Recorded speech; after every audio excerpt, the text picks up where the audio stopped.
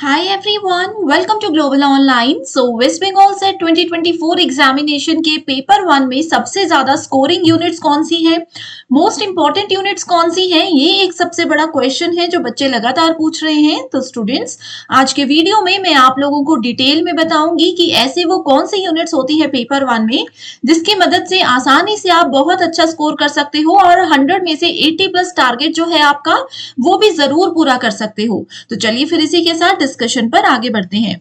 सबसे पहले तो आप सबको ये पता ही है कि 15 दिसंबर को हमारा वेस्ट बंगाल का सेट एग्जामिनेशन होने वाला है, जो कि बिल्कुल श्योर है।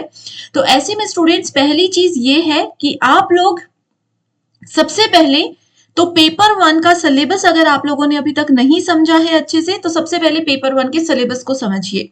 यहीं से आप लोगों को पता चलेगा कि कौन सी चीज आपके लिए इंपॉर्टेंट है, कौन सी चीज आप लोगों के इंटरेस्ट के हिसाब से आगे है, ताकि आप लोग उससे पढ़ना शुरू कर सके। अब देखिए, यहां पर आप लोगों को एक बहुत इंपॉर्टेंट बात मैं बताने वाली हूँ। अब आप लोग पूछ रहे हो कि मैम सबसे ज्यादा स्कोरिंग यूनिट कौन सी है, सबसे ज्यादा इजी यूनिट कौन सी है। तो स्कोरिंग यूनिट की अगर हम बात करें तो पेपर वन में टोटल 10 यूनिट्स होती है। हर एक यूनिट में से 5 क्वेश्चंस पूछे जाते हैं, जिससे बनते हैं पेपर वन में 50 क्वेश्चंस।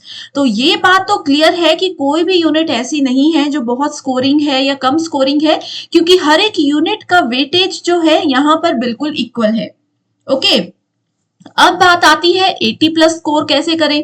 तो उसके लिए स्टूडेंट्स, आप लोगों को मोस्ट स्कोरिंग यूनिट से ज्यादा ये समझना है कि आप लोगों के लेवल के हिसाब से आपको कौन सी यूनिट इजी लग रही है, आप लोगों के इंटरेस्ट के बेस पर कौन सी यूनिट आपको ऐसा लगता है कि हमारे हिसाब से ये इजी रहेगी, हम वहां से तैयारी शुरू करें।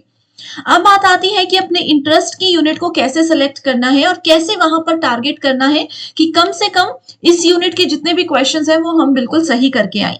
तो उसके लिए आप लोगों को एक स्ट्रेटेजी बताऊंगी, लेकिन उस पे जाने से पहले स्टूडेंट्स आपको बता दूं कि पेपर वन प्रिपरेशन के लिए एक कंप्लीट कोर्स हम लेकर आए हैं, जिसमें आप सभी स्टूडेंट्स बहुत आसानी से 100 में से 80 प्लस स्कोर कर सकते हो। ओके, इसके लिए स्टूडेंट्स एक न्यू बैच भी हम स्टार्ट कर रहे हैं। कमिंग मंडे से नया बैच स्टार्ट होने वाला है, जिसमें हम डेली लाइव लेक्चर्स के साथ आपका पूरा सिलेबस तो पेपर से पहले कवर करेंगे ही, साथ ही लाइव मॉक टेस्ट भी आपको एग्जामिनेशन से पहले प्रैक्टिस करवाए जाएंगे। पीडीएफ नोट्स है जिसमें बहुत इंपॉर्टेंट कॉन्सेप्ट्स को कवर किया गया है, साथ ही रिवीजन के लिए ये 5000 क्वेश्चन तो बहुत जरूरी है।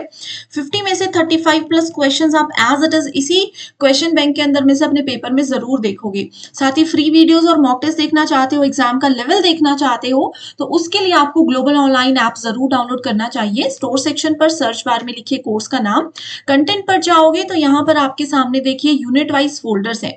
आप किसी भी यूनिट से तैयारी कर सकते हो, ठीक है। थ्योरी पढ़िए, एमसीक्यूज पढ़िए, उसी पर्टिकुलर यूनिट के मॉक टेस्ट हैं, नोट्स हैं, यहाँ पर सब कुछ आपको इस तरीके से मिलेगा। अब जैसे कि मैं आप लोगों को बता रही थी कि हमें कैसे पता चलेगा कि हमारे इंटरेस्ट की यूनिट कौन सी है, हमें कैसे पता चलेगा कि ये वाली यूनिट हमारे लिए इजी है और दूसरी कोई यूनिट हमारे लिए टफ है। तो उसके लिए स्टूडेंट्स, आप लोगों को सबसे पहले डिटेल में सिलेबस को देखना है।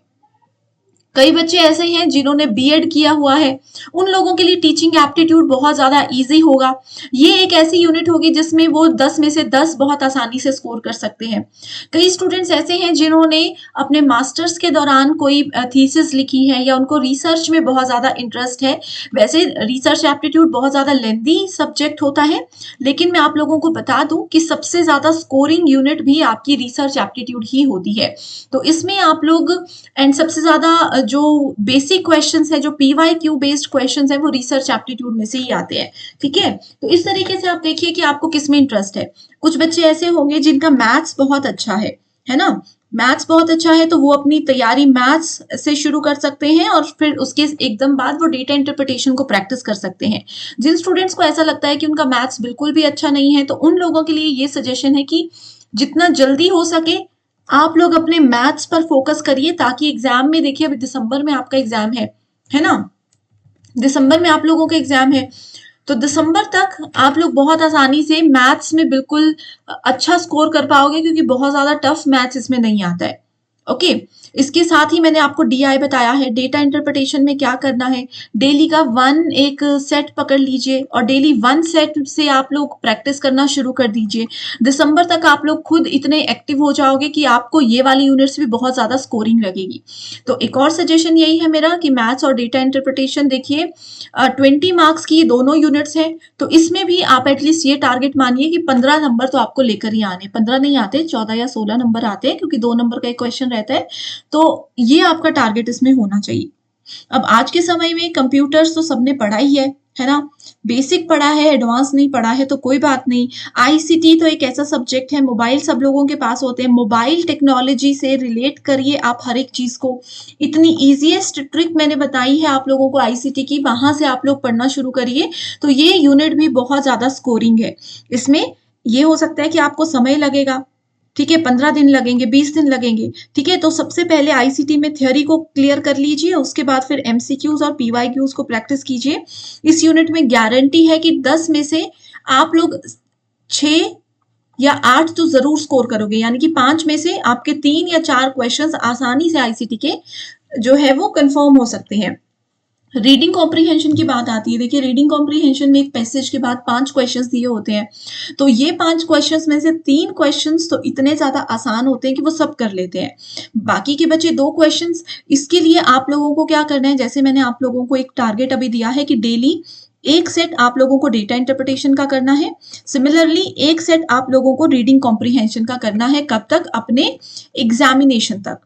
और इसको आज से ही शुरू कर दीजिए, ठीक है। देखिए डेटा इंटरप्रिटेशन में हो सकता है शुरू में आप लोगों को एक सेट करने में ही 60 मिनट्स लग जाएं, बाद में फिर 30 लगेंगे, बाद में फिर 20 लगेंगे। धीरे धीरे करते जब तक एग्जाम आएगा डेफिनेटली आप 5 क्वेश्चन सॉल्व करने में 7-8 मिनट से ज्यादा नहीं लगाओगे, ये मैं श्योरिटी दे रही हूँ।